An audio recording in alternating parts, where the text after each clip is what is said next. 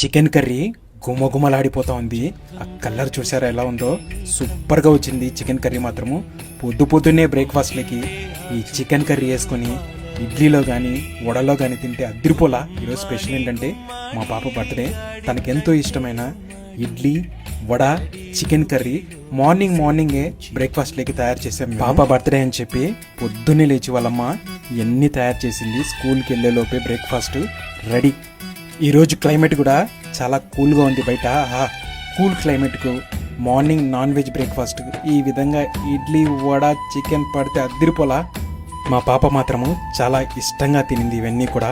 Once again many happy returns. నువ్వే నా కలలన్నీ పెంచలేని కన్నుల్లో, నా తల్లివి నువ్వో నీ తండ్రిని నేను, ఎవరినెవరు లాలిస్తున్నారు